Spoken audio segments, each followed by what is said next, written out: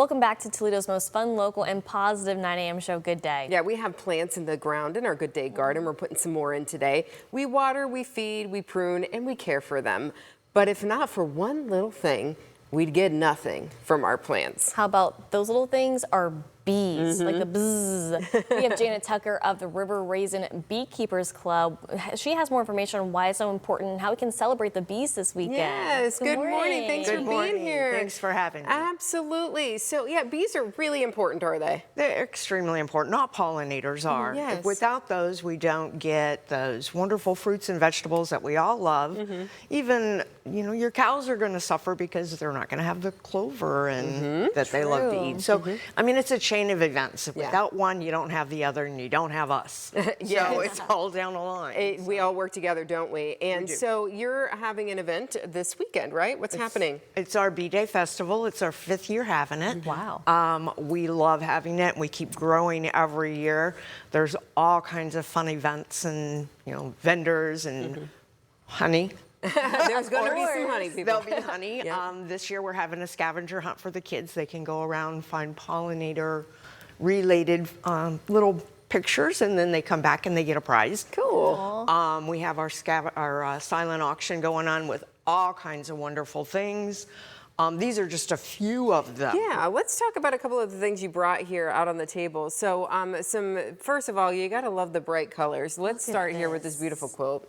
Someone crocheted here. Someone crocheted that for us. One of our members donated that. One of our club members donated it. Beautiful. And so you can, this is one of the items you can bid on? One of the items you can bid on. And then you've got these beautiful baskets here too as well, filled with all sorts of things. There we go. There we go. Filled with all sorts of things. Anything that you might want in your kitchen. I'm seeing some beautiful things for the summertime. Pitchers and salt and pepper shakers and really, really cute hand towels, things like that. Yeah. That we've got one that's for kitchen. This one here is a coffee one.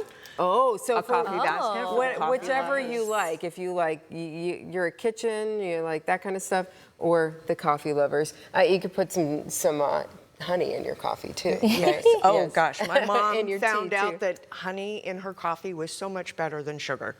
Really? There you go. There It's natural. She was like, this is wonderful. This is amazing. What have I been missing out on my whole life? So a couple of silent auction items. Something really fun you were talking about. The kids get to make a craft. And I said, what is this? And you said, it's a candle. You see it? So, It's like, a little beeswax look at how this candle. is going to work. You've got beeswax and you've got the little wick. And then you just roll it up.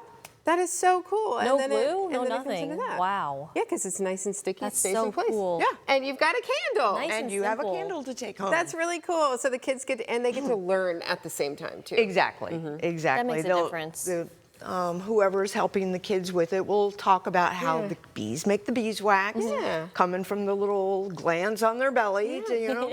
So they'll be able to learn while they get to play, which is what we intend for them to do.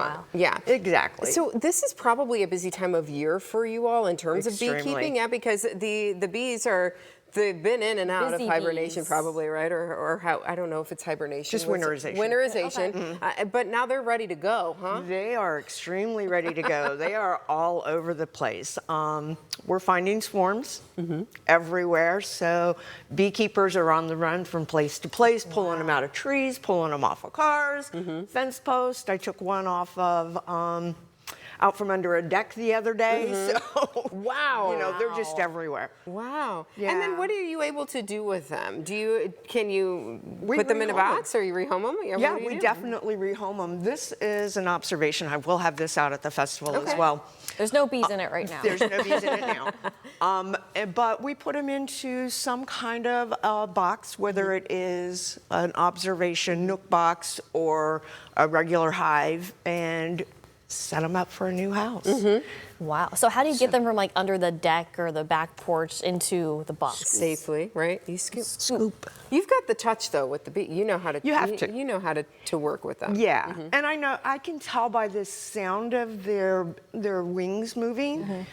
Are they mad or are they not? Right, because as their sound gets higher and louder, you know they're getting more and more agitated. Interesting. So, but most swarms are very, very calm. Okay. They don't have anything to protect. They don't have any honey. They don't have, the only thing they're protecting is the queen while they find a new home. Okay. So as long as you're not messing with them, they're not going to bother you. They're like, find me a new home. Yeah. So, yeah, we go to put them into a new hive, and they're very gentle. They're very calm. They're just like, oh, wait, I smell something good in there. I'm going to go. Incredible. I'm curious, how many times have you been stung in your lifetime? Oh, gosh, I can't count. More than you can count, I'm sure, right? I don't get stung as often as people really think. I may get stung once or twice, you know, in a season. Yeah. But it's not as bad. I do wear the full protective gear. Good. You know, my husband insists on it. Yeah. That's smart.